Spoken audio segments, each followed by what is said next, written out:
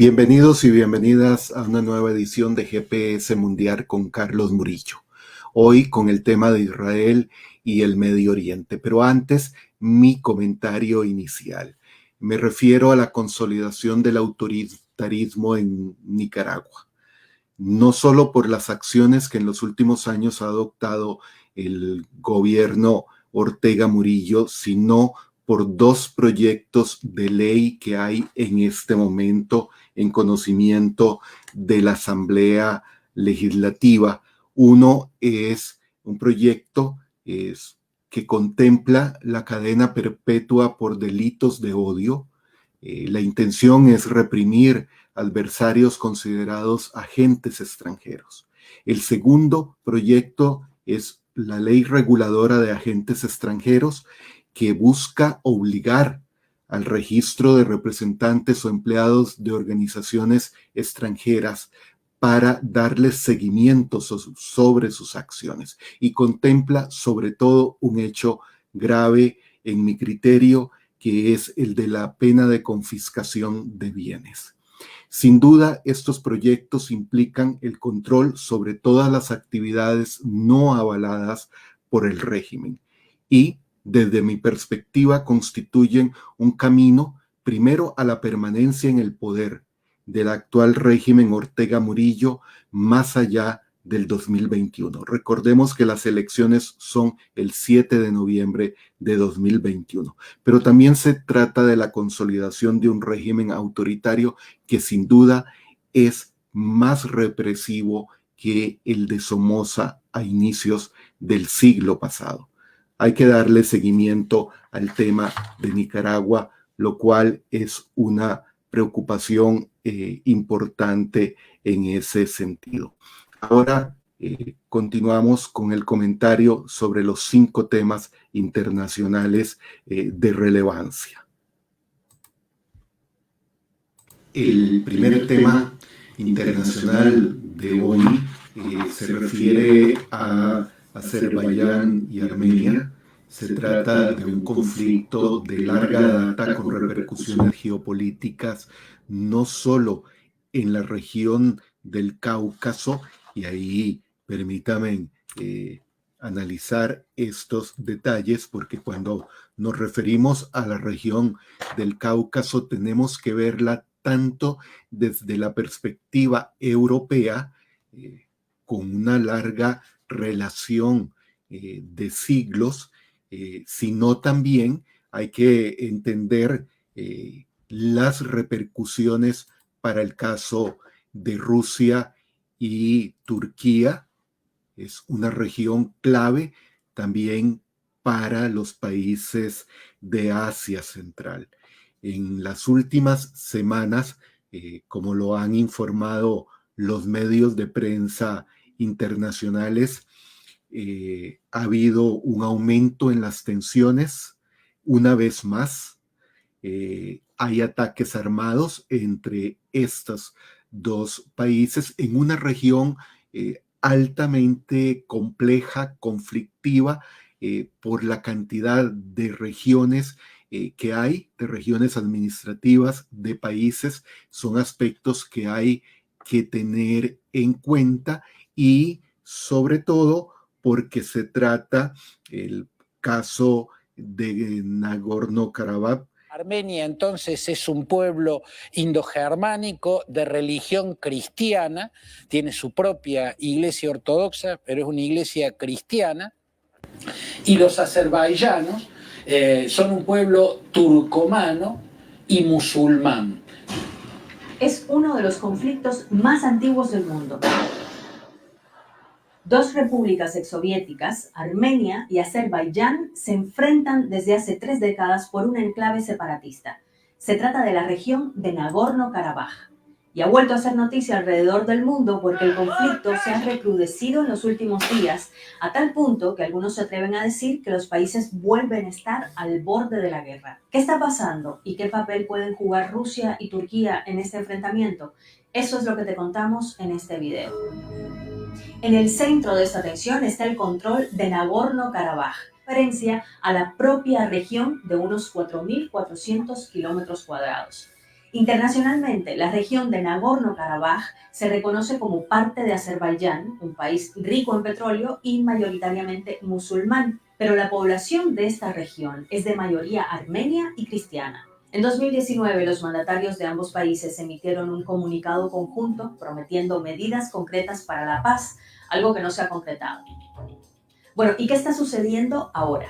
Según los reportes de periodistas de BBC en el Cáucaso, los combates con uso de armamento pesado que tienen lugar en la zona son la escalada más grave en los últimos años. Como en todo conflicto, la geopolítica juega un papel importante. Para empezar, la zona de tensión, que es el Cáucaso Sur, es el pasillo para gas y otros productos que llegan desde el mar Caspio hasta los mercados mundiales. Azerbaiyán es una arteria clave de gas y petróleo hacia Turquía y otros países de Europa, por lo que una gran escalada de tensión en la zona podría representar una amenaza económica para varios países. Rusia ha sido tradicionalmente un socio de Armenia, tiene incluso una base militar en ese país, y ya exigió un alto al fuego inmediato y el inicio del diálogo. Por su parte, Turquía mantiene estrechos lazos con Azerbaiyán y el presidente Recep Tayyip Erdogan le ofreció apoyo durante esta nueva crisis, tanto en el terreno como en la mesa de negociación, según dijo. Un segundo tema es las visitas la semana pasada del secretario de Estado Mike Pompeo a Roma. El objetivo principal era reunirse con el Papa y dar una conferencia sobre asuntos religiosos. Lo primero no se concretó porque el Vaticano desistió de un encuentro entre el secretario de Estado estadounidense y el pontífice por la cercanía de las elecciones presidenciales en los Estados Unidos. Y sobre todo porque Estados Unidos ha criticado de manera reiterada el acuerdo entre la Santa Sede y China. Este acuerdo tiene una larga historia por la política de Pekín hacia las iglesias. Sin embargo, Pompeo sí hizo referencia a estos temas en la conferencia. El jefe de la diplomacia de Estados Unidos viajó a Roma para intervenir en este encuentro de alto nivel organizado por su embajada ante la Santa Sede. La idea era abordar cómo el trabajo diplomático favorece la libertad religiosa. Además, sirvió a Mike Pompeo para explicar por qué se opone duramente a un acuerdo entre el Vaticano y China. El político ha recordado las duras medidas de Pekín contra los católicos, como la profanación y la destrucción de iglesias, encarcelar a obispos como Agustín Cuitai, obligar a quitar imágenes de Jesús y a poner fotos de Mao o de Xi Jinping. Y este llamado se extiende a todas las religiones, no solo a los cristianos o católicos. Es para los líderes de todas las religiones en todos los niveles. Es mi ferviente esperanza que los líderes musulmanes hablen por los uigures y otros musulmanes reprimidos en China, incluyendo la etnia de los kazajos y los kirguisos. Los líderes judíos también deben defender la menguante comunidad judía en Yemen. Los líderes cristianos tienen la obligación de defender a sus hermanos y hermanas en Irak, en Corea del Norte. En esta visita, Pompeo y el Papa no se reunieron, decisión que tomó el Vaticano, según reporta la agencia de noticias AFP, para evitar interferir en las elecciones presidenciales del 3 de noviembre en Estados Unidos. Un tercer aspecto es el fin de la era Merkel. La canciller alemana estuvo en el poder durante 15 años y constituyó un periodo particular para Alemania y la Unión Europea. Merkel decidió que pondrá fin a su mandato en 2021. Se viene el fin de una era. Cuando Angela Merkel concluya en 2021 su cuarto mandato consecutivo como canciller, no buscará la reelección, no buscará más cargos políticos. Hace 15 años que encabeza Alemania y gobierna la Unión Europea de facto, en medio de todas las turbulencias políticas, económicas, existenciales. Le dicen la mujer más poderosa del mundo o la líder del mundo libre. Pero es también para millones de personas el rostro de las políticas de ajuste y la mano dura con Grecia. Lo cierto es que pocos estadistas contemporáneos elegidos en las urnas pueden presumir tantos años en el poder. Por esto, la Unión Demócrata Cristiana, el partido de Merkel, elegirá el 4 de diciembre a la persona que la sustituya. Por ahora se barajan varios nombres para ocupar el cargo de Merkel. El tercer tema es la formación de gobierno en Bélgica. Bélgica es un país particular en cuanto a la formación de gobiernos. Ha sido así a lo largo de la historia. Este año, por tanto, no ha sido la excepción, pero es la primera vez que enfrentan dificultades por un largo plazo para formar un gobierno de coalición. La semana pasada, tras 16 meses de negociación, 7 partidos logran formar gobierno. Pasados 16 meses de las últimas elecciones, Bélgica tendrá gobierno. Una coalición de 7 partidos llegaron a un acuerdo y según medios locales, el liberal flamenco Alexander De Croo será el primer ministro. Así se pondrá fin al récord nacional sin un ejecutivo en funciones plenas. Actualmente Bélgica tiene una administración con escaso apoyo parlamentario que ha tenido que gestionar la pandemia en uno de los países con mayor mortalidad del mundo. Este tipo de decisiones es muy propia de los belgas. Veamos.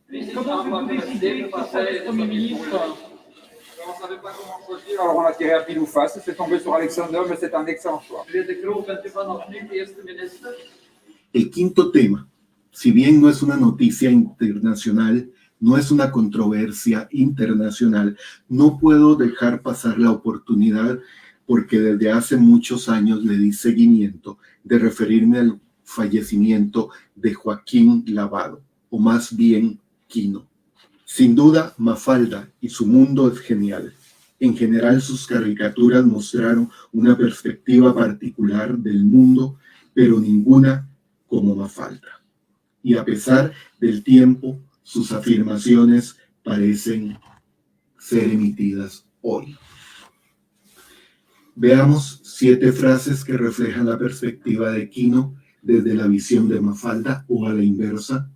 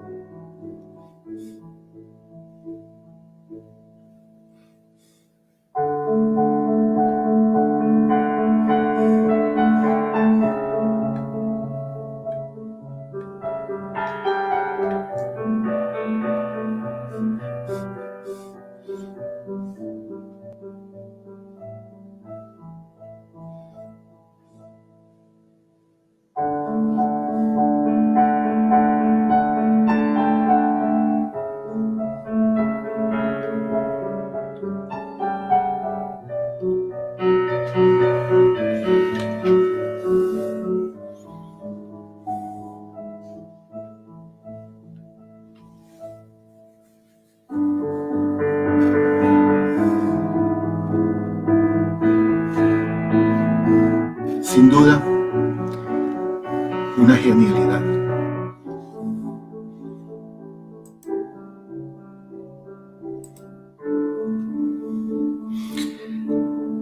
Así es, una genialidad, sin duda es Mafalda.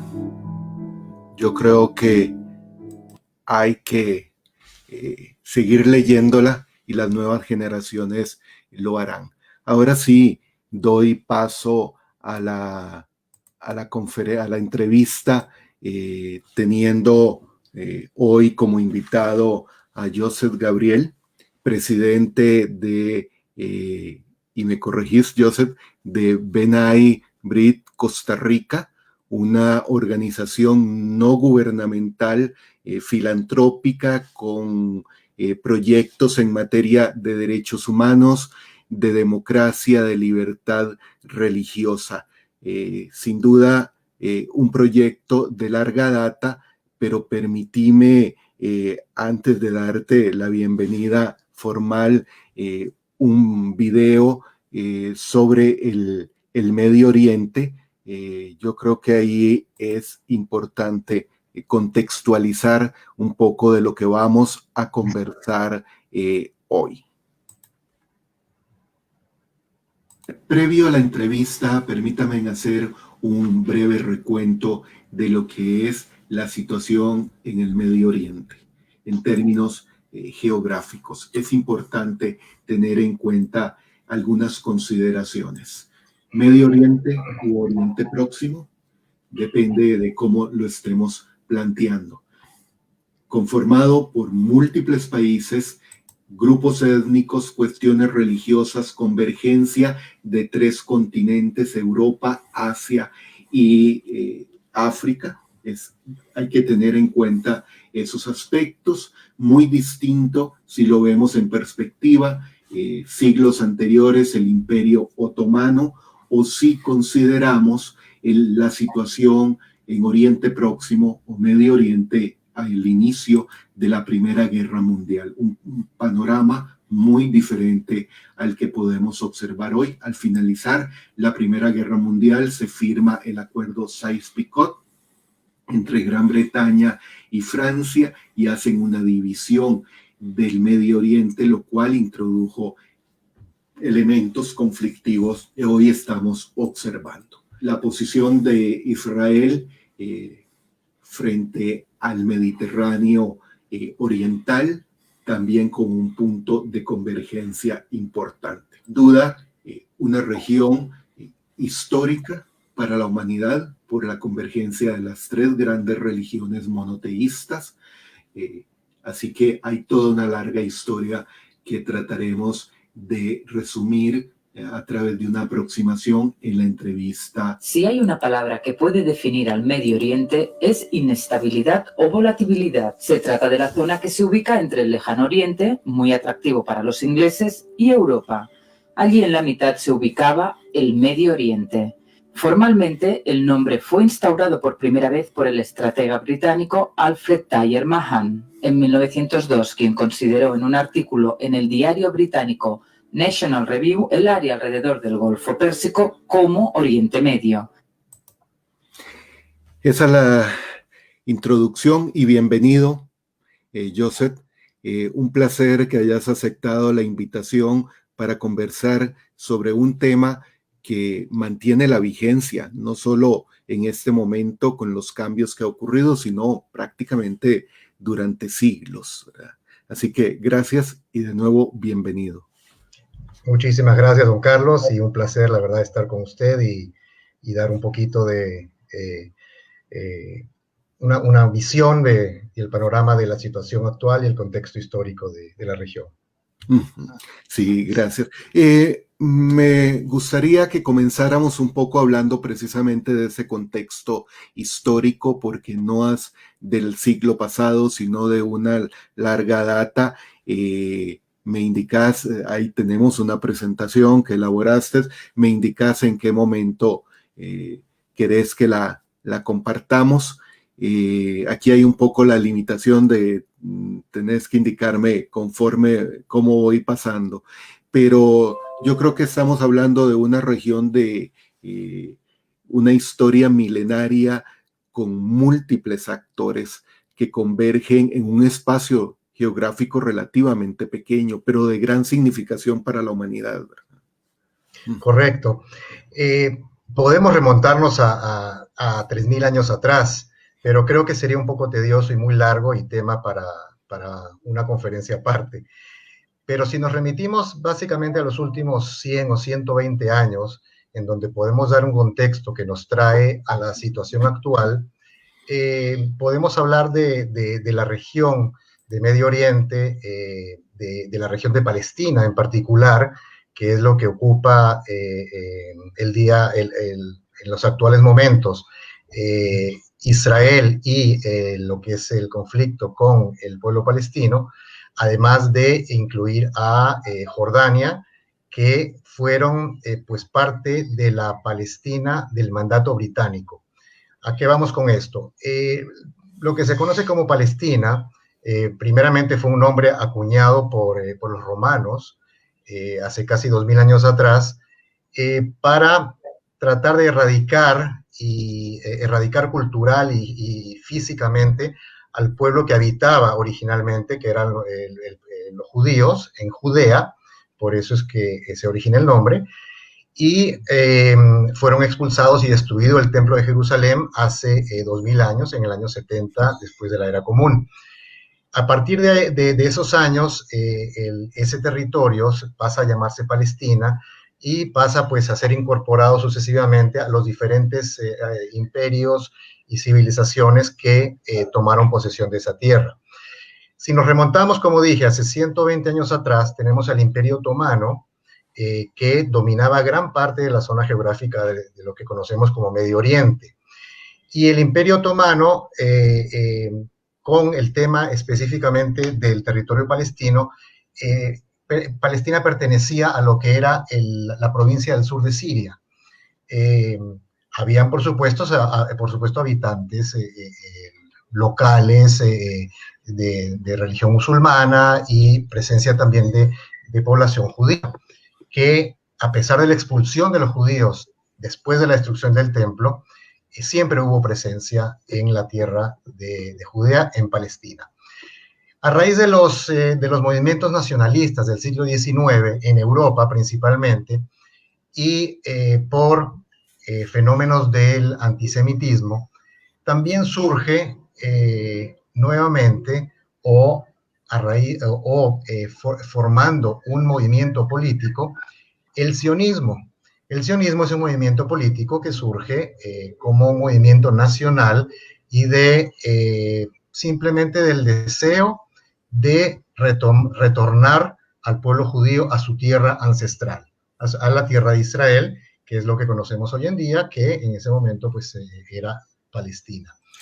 Perdón, Joseph, porque muchas veces lo he escuchado, sobre todo estudiantes universitarios que son en general quienes más ven este programa, y de paso les recuerdo que están viendo el programa por el canal Voces por Media Calle, y darle me gusta, que hay una, yo diría, confusión entre lo que estabas mencionando, el sionismo como un movimiento, pero podríamos convertir sionismo, judaísmo y pueblo israelí como sinónimos, ¿o son cosas diferentes?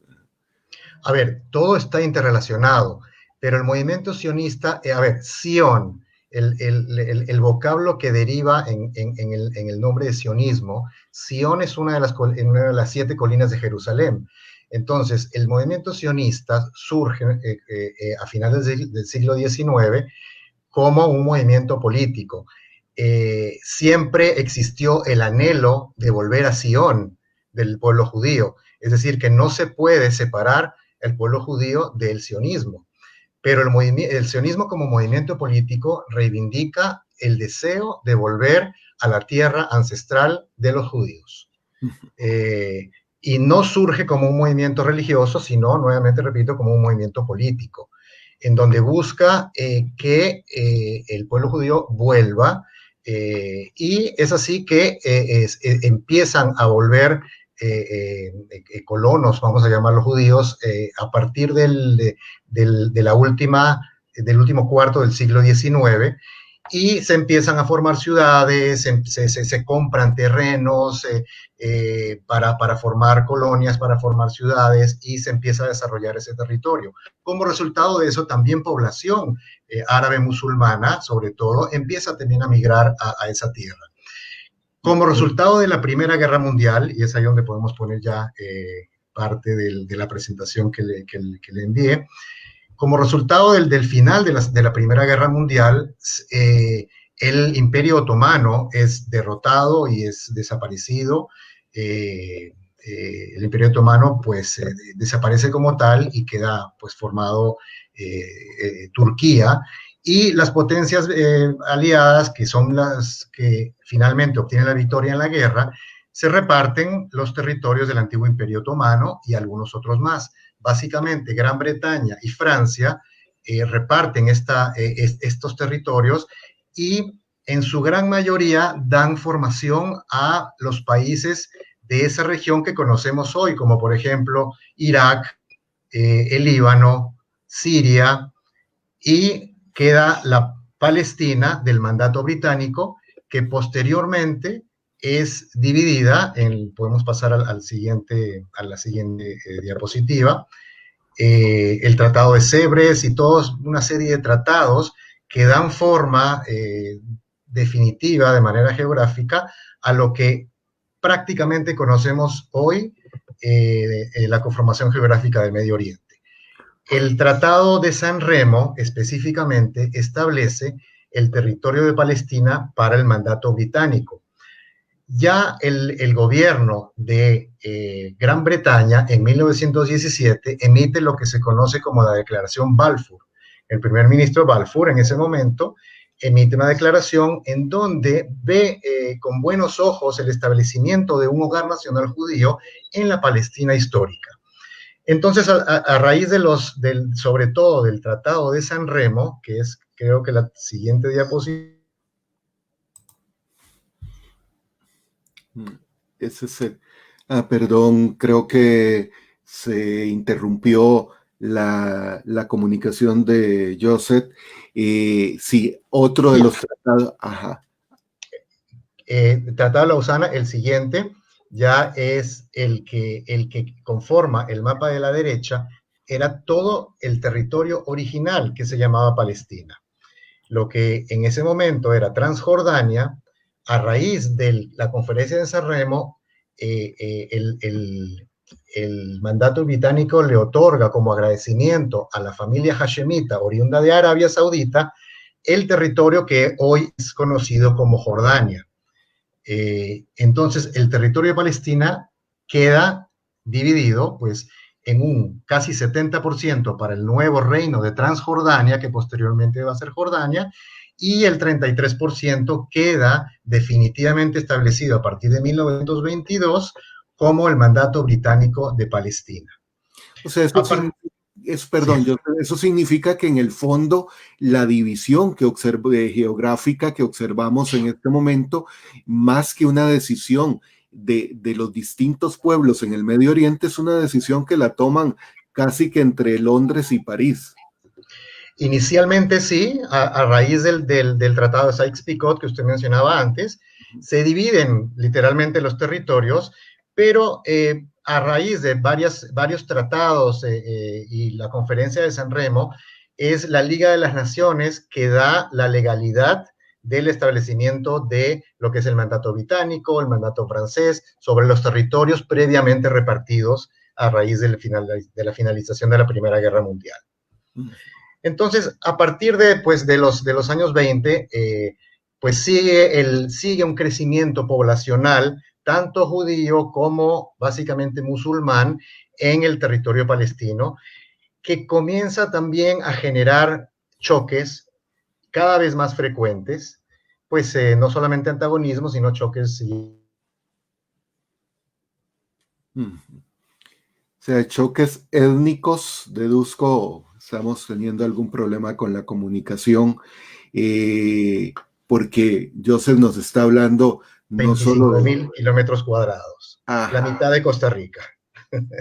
Sí, es que también, o sea, estamos hablando de zonas relativamente pequeñas en superficie, y recuerdo cuando estuve en Israel y en la parte de Cisjordania, en Ramallah, que en realidad las distancias son relativamente cortas y los cambios en el escenario que uno observa en el paisaje geográfico son también significativos en ese reducido espacio. Exactamente. Es una zona geográfica que es muy reducida, que en su gran mayoría es zona desértica, una pequeña parte montañosa, que es la zona que rodea básicamente Jerusalén, y una zona que en los inicios del siglo XIX, sobre todo, constituían en el norte de lo que es Israel y Palestina, pantanos que fueron desecados y fueron convertidos en tierras fértiles para la agricultura, y posteriormente también el desierto fue convertido mucho en tierra fértil para la agricultura.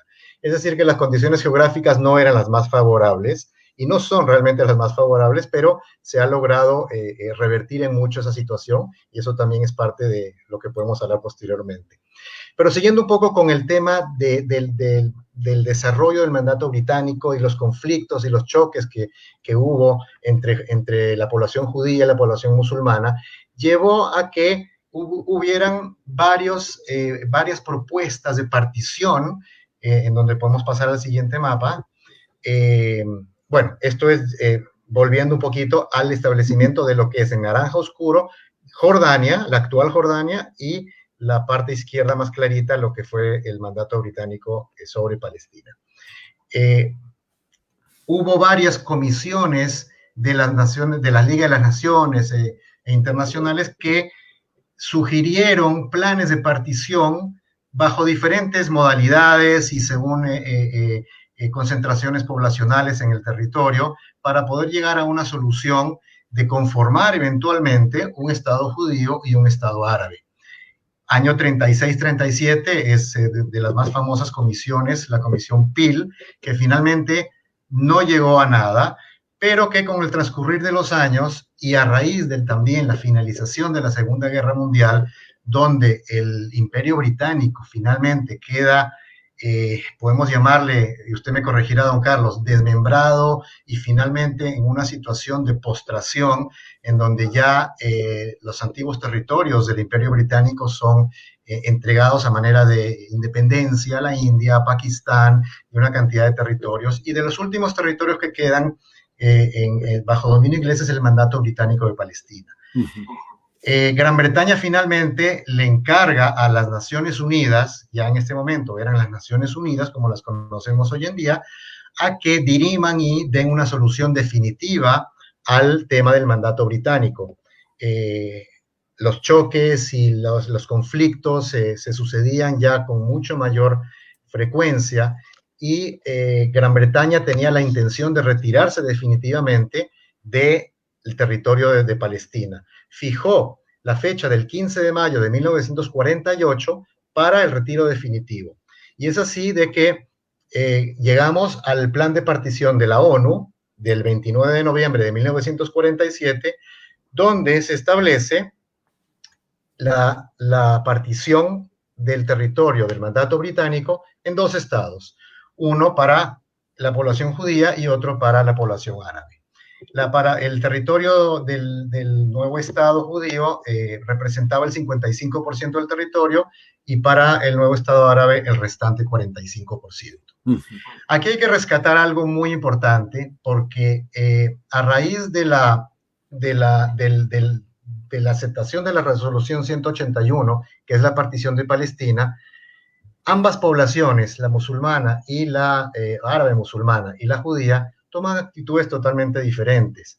Ya ante evidencias pragmáticas, la finalización de la Segunda Guerra Mundial, el Holocausto, donde una tercera parte de la población judía fue aniquilada, una necesidad de establecer ya definitivamente un Estado y todo lo que se conformaba alrededor de eso, hizo que la población judía aceptara, a pesar de que no era un plan perfecto y a pesar que no habían quizás condiciones óptimas, pero se aceptó lo que estableció las Naciones Unidas.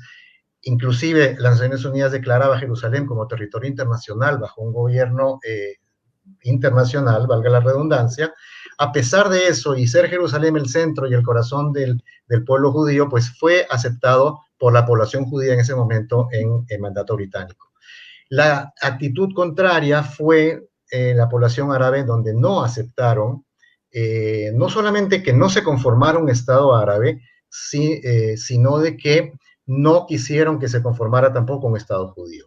Tan es así que el 14 de mayo de 1948, un día antes que los británicos habían establecido su retirada final de Palestina, el liderazgo judío proclama la independencia del Estado de Israel.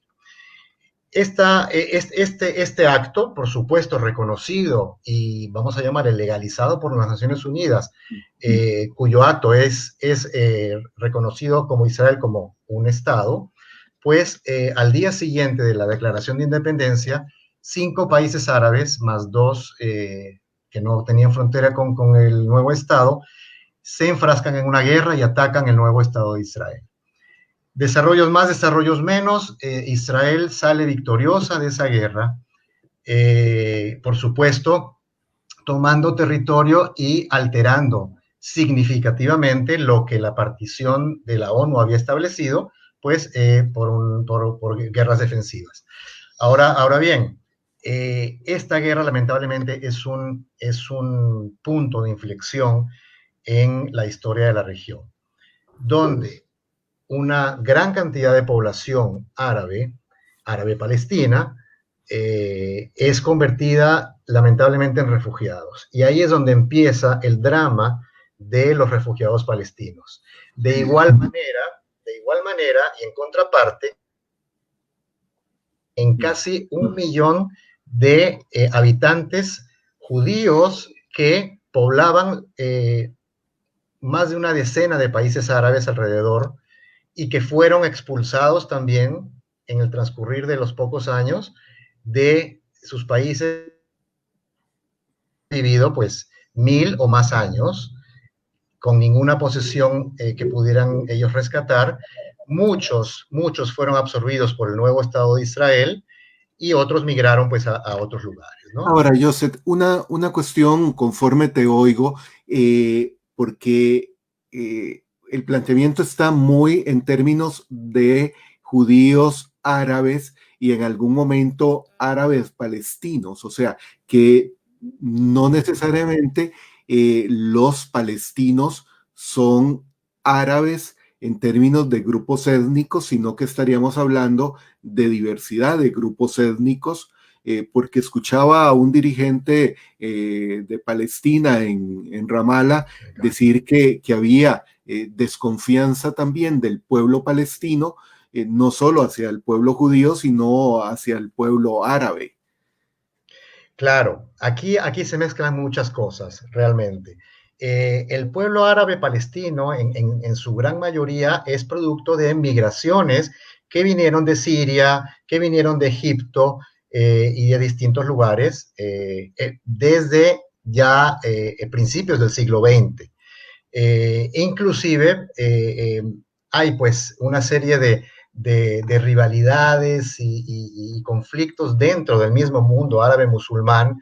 Tenemos a 2 grandes grupos como los sunitas y los chiitas, y diferentes subgrupos dentro de ellos, en donde hasta hay peores enfrentamientos o más animadversión de la que podrían tener los musulmanes hacia los judíos.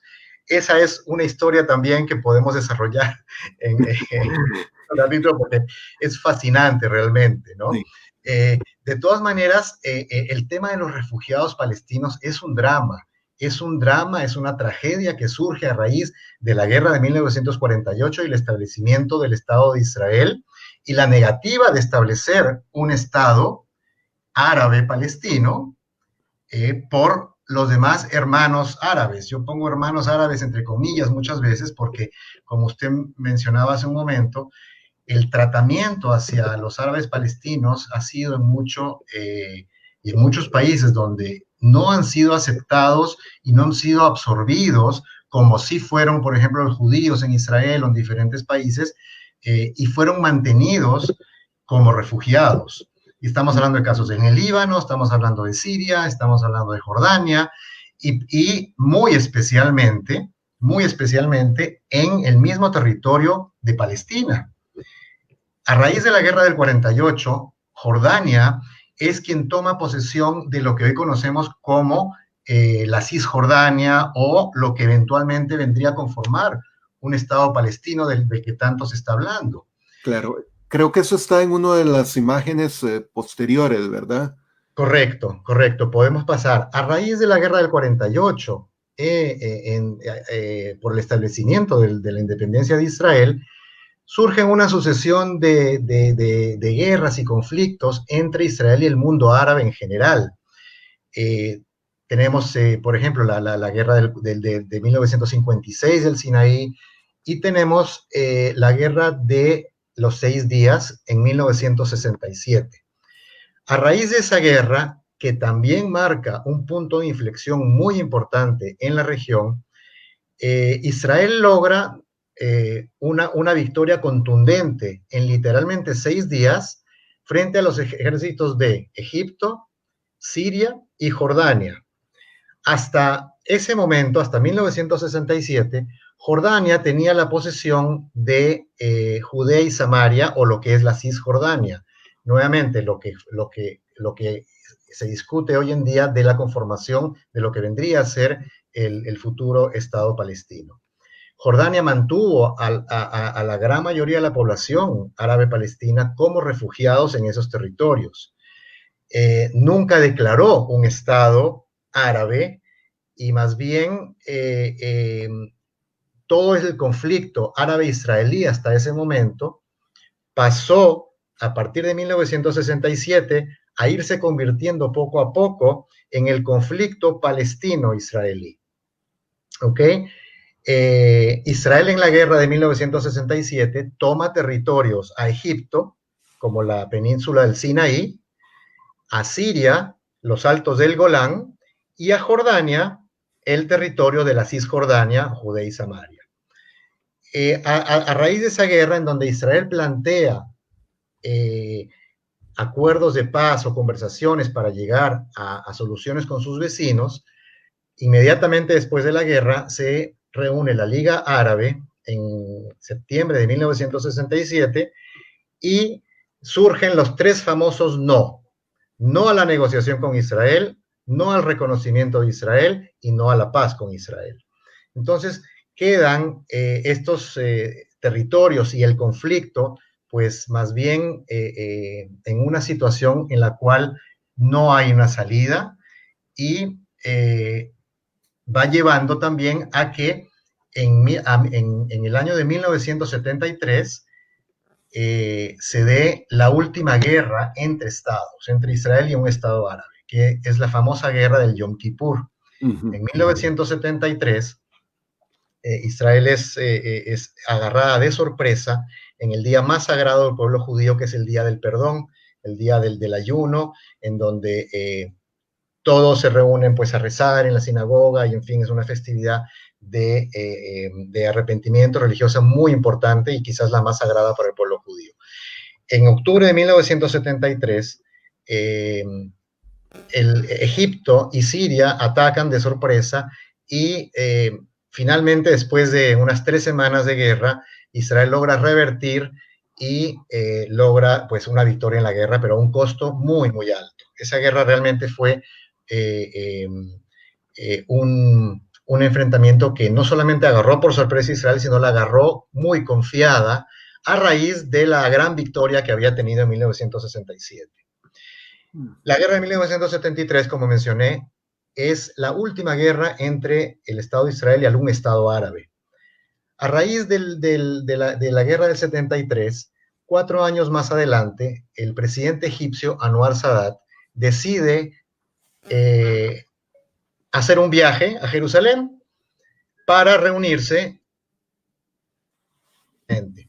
La guerra de 1973 había dado a Egipto en particular una vuelta a su orgullo nacional.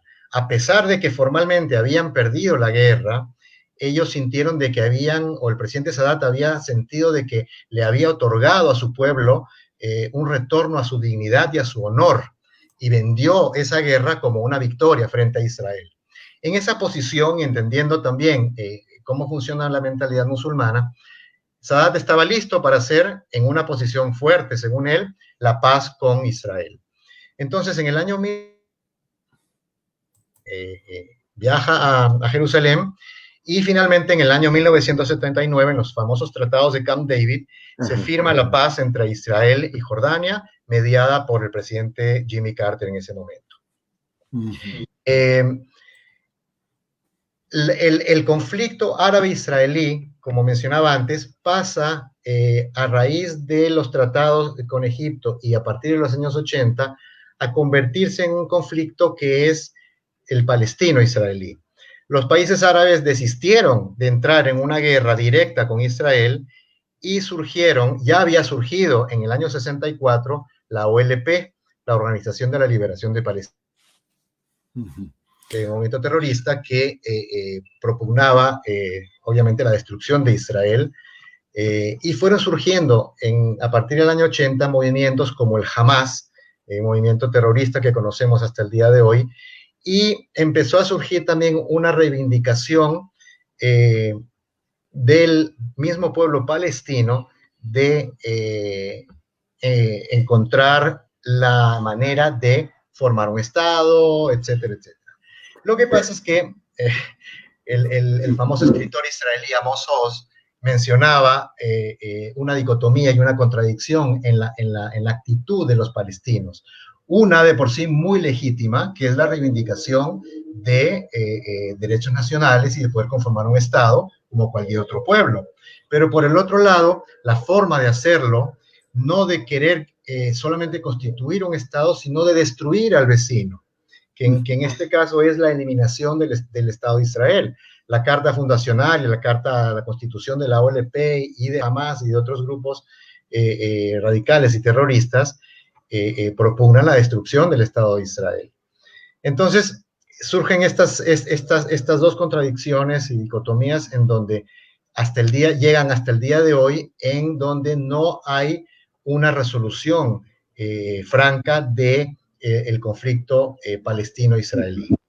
Por el tiempo, yo me quedaría mucho rato escuchando, sí. E incluso después tengo un par de preguntas para el cierre, pero entonces, ¿cómo llegamos un poco a esta situación de hoy, del 2020, aunque tengamos que hacer un salto apurado por luchar contra el reloj? A ver, el 2020 nos ha dado, pues además de la pandemia del COVID, nos ha dado ciertos acontecimientos muy interesantes en toda la región del Medio Oriente, donde hace semanas atrás Israel normaliza relaciones con Emiratos Árabes Unidos y con Bahrein, dando pie a que más países árabes a conversaciones y a normalizaciones de relaciones con Israel. ¿A qué lleva esto el conflicto palestino? A que la dirigencia palestina, lamentablemente, ha sido quien ha frenado y ha impedido en mucho el que con las conversaciones y algún tipo de acuerdo se pueda lograr. Y aquí hay sucesivos planteamientos concretos de paz y de división territorial que están ya establecidas. Sí, porque veo, en los últimos 20 años veo varias iniciativas como esta del Plan Barak en el 2000, o sea, hay una serie de iniciativas, o el Plan Olmer en el 2007, y la más reciente del año pasado y de propuesta de Trump. Correcto. El Plan Barak le otorgaba el 97% del territorio de la Cisjordania para el establecimiento de un Estado palestino. Por supuesto que probablemente no era perfecto ese plan, pero era un inicio para poder establecer, a raíz de lo que ya había sido establecido en los acuerdos de Oslo de 1993-94, que en 5 años, 5 o 6 años a partir de esas conversaciones, se iba a definir ya la conformación de lo que sería una normalización y la conformación de un Estado palestino. Lamentablemente en ese momento, pues Yasser Arafat rechazó el plan y lo que se generó fue más violencia con lo que se conoce como la Segunda Intifada entre el año 2000 y el año 2004, en donde murió Arafat. El plan Olmert, como usted mencionó antes y está en la diapositiva, es otro plan que establece básicamente dentro de las mismas premisas un Estado palestino con intercambio de territorios en donde se van a Israel va a quedarse con los grandes territorios, con los grandes bloques territoriales que en suma conforman el 6% de lo que es el Estado palestino futuro, con un intercambio de territorio que va a ser compensado con la franjita roja que se ve debajo del mapa amarillo, para compensar ese 6% que ya es fácticamente donde están actualmente los asentamientos judíos. Entonces, hay temas de seguridad que son muy importantes para Israel, que no puede renunciar a ellos. Recuerden que en el año 2005, Israel unilateralmente se retira de la Franja de Gaza. La Franja de Gaza es esta tripita que vemos a la izquierda del mapa, también en amarillo, donde a raíz de los enfrentamientos internos que hablábamos antes, de los palestinos, en la fracción del Fatah, OLP y Hamas, se pelean a muerte literalmente, y Hamas da un golpe de Estado en Gaza, teniendo hasta el día de hoy el dominio y el gobierno de ese territorio, y el Fatah y la OLP en el territorio de la Cisjordania. El hecho de esas peleas y enfrentamientos internos ha hecho que tampoco se pueda llegar a una solución de poder sentarse y negociar algún tipo de acuerdo.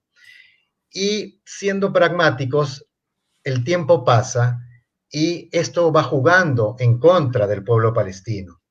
Y lamentablemente, y hay que decirlo, es la dirigencia palestina la que ha impedido el avance y la consecución de algún tipo de solución. La intransigencia de Mahmoud Abbas, que es el presidente de la Autoridad Palestina, ni hablar de lo que constituye Hamas como movimiento terrorista, que ha lanzado cientos de miles de misiles desde el año 2005 hacia Israel, impidiendo, por supuesto, que algún tipo de desarrollo o solución se pueda conseguir.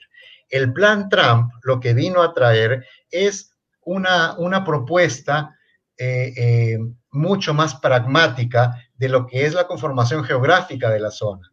Por supuesto de que en la premisa de Trump en la elaboración de este plan le dice a los palestinos, bueno, ustedes no pueden salirse con la suya cada vez que se les plantea algún tipo de solución o propuesta. Hasta ahora han dicho que no, pero con esta propuesta sí, se reduce como en un 30% el territorio de lo que originalmente sería un Estado palestino. Eso no significa de que con negociaciones no pueda llegarse a soluciones, pero el inicio es sentarse a empezar a negociar. Entonces, ha sido unida de esto.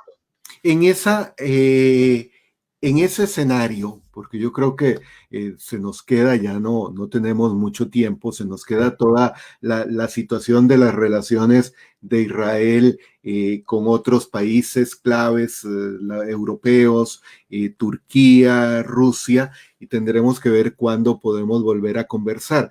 Pero en ese escenario, con este último plan estadounidense, ¿hay alguna posibilidad de una paz real o esto tomará todavía mucho tiempo para lograr la convergencia de las voluntades políticas de esos actores? Y está cambiando el panorama con las relaciones entre Israel, ya con relaciones diplomáticas con 4 países árabes a raíz de la suscripción en las últimas semanas con Emiratos Árabes Unidos y con Bahrein.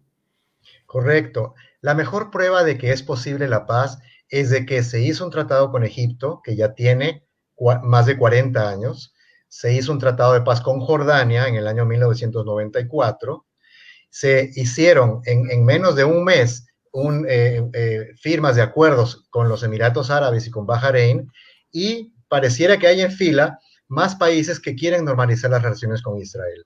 Estas son posiciones pragmáticas y en mi opinión, de un optimismo mayúsculo, que dan una esperanza muy grande a que toda la dinámica y lo que se ha ido viviendo en los últimos 70 años en la región pueda revertirse de una manera beneficiosa para todos los pueblos. Ya de hecho, con la firma de acuerdos con Emiratos Árabes e Israel, hay ya intercambios entre médicos, hay intercambios culturales, hay por supuesto la eventual apertura de embajadas, vuelos comerciales, en fin, una serie de oportunidades que se van a empezar a aprovechar, y que eso es donde en ese tren es donde deben montarse el pueblo palestino.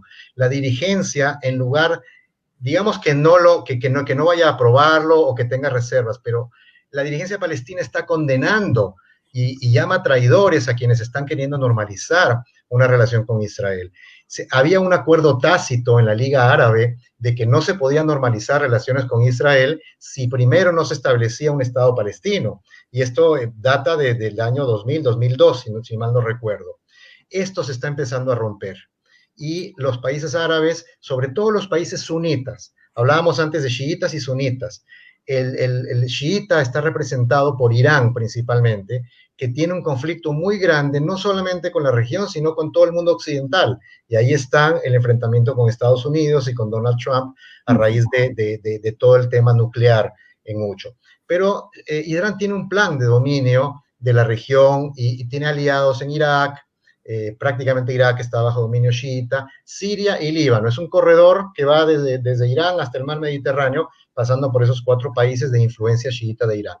Básicamente, las relaciones de normalización se están dando con los países sunitas moderados, que son el 85% de los musulmanes en el mundo. El otro 15% son chiitas.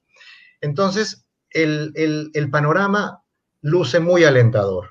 A pesar del gran enfrentamiento que se va a dar con Irán probablemente, y con Turquía, que también está queriendo tener cada vez más ansias de poder en la zona, va a haber un desarrollo y un cambio en la dinámica de la región. Y los palestinos van a tener que acoplarse a eso, no van a tener más remedio. Sí, ahora en un par de minutos, aún excediéndonos del tiempo, primero un comentario de Vivian Solís de que es un invitado de lujo para un tema que requiere un esfuerzo para ser comprendido porque es una historia compleja, pero José Paulo Víquez plantea de si existen recursos naturales como el hídrico o fuentes de energía fósil que sean atractivos para las grandes potencias o para los estados árabes de mayor influencia y que entonces ya en el fondo el análisis del conflicto palestino-israelí hay que contextualizarlo más allá de soberanía y de múltiples culturas en una cuestión de la posición geográfica y de recursos, sobre todo energéticos, que son claves en la política mundial. Por supuesto, pero hay que rescatar una cosa, el conflicto palestino-israelí no pasa por la lucha de recursos, en este caso el petróleo, que ha sido pues el gran recurso natural que ha primado también en muchas decisiones y en muchas problemáticas de la región. El petróleo eventualmente va a ser reemplazado por nuevas energías y nuevas tecnologías que están surgiendo, y eso lo están entendiendo los países árabes. Arabia Saudita, quien es en el fondo quien lidera la aceptación y normalización de relaciones con Israel, entienden que Israel puede aportarle muchísima tecnología, empezando, por ejemplo, con el manejo del agua. Israel ha vencido al desierto y ha vencido lo que por largos años fue una gran limitación de no tener agua suficiente. Israel desaliniza el agua del mar y hoy en día pues es una potencia de agua, teniendo un país mayoritariamente desértico, exporta su tecnología y eso es lo que van a necesitar los países árabes del Golfo, Arabia Saudita, que son también desérticos, más allá de otras tecnologías que van a ser también colaborativas. Por supuesto. Se nos queda un tema que plantea en comentarios Brian Acuña sobre también la relación turca, pero ya son las 9:59 y más bien te agradezco, Joseph. Veremos cuándo podemos retomar a partir de este punto, o sea, las expectativas de lo que hay en Israel y el Medio Oriente en los próximos años, ¿verdad?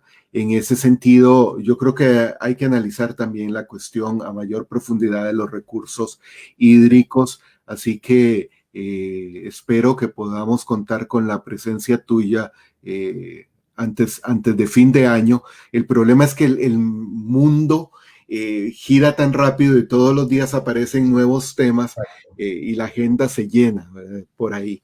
Pero agradecerte la detallada explicación sobre este conflicto que, como decía Vivian Solís, es difícil de comprender. Correcto. Correcto. Muchísimas gracias, don Carlos, y a la orden cuando así lo requiera. Gracias y estamos en comunicación. Sí. Muy amable, gracias. Sí. Para cerrar, muy breve, permítame en menos de 90 segundos referirme a 5 temas relevantes para los próximos días. Primero, la encíclica de Francisco, Hermanos Todos o Fratelli Tutti, de carácter social distinta a la de ecología que fue la anterior encíclica. Ya comenzó el nombramiento, la designación de los premios Nobel de este año y habrá que darle seguimiento al Premio Nobel de la Paz. Las elecciones en América Latina sin duda están atrapadas en los tiempos de pandemia. Hay elecciones en varios países y habrá que darle seguimiento en ese sentido. Argentina tiene un reto en este momento económico y algunos hablan de la urgencia de dolarizar la economía y olvidar el peso argentino, mandarlo a un museo. Y finalmente el reinicio de las caravanas de migrantes centroamericanos hacia Estados Unidos, sobre todo desde Honduras. Agradecerles la presencia de ustedes en esta edición de GPS Mundial por el canal Voces por Media Calle. No olviden darle me gusta al canal Voces por Media Calle y nos veremos la próxima semana. Gracias.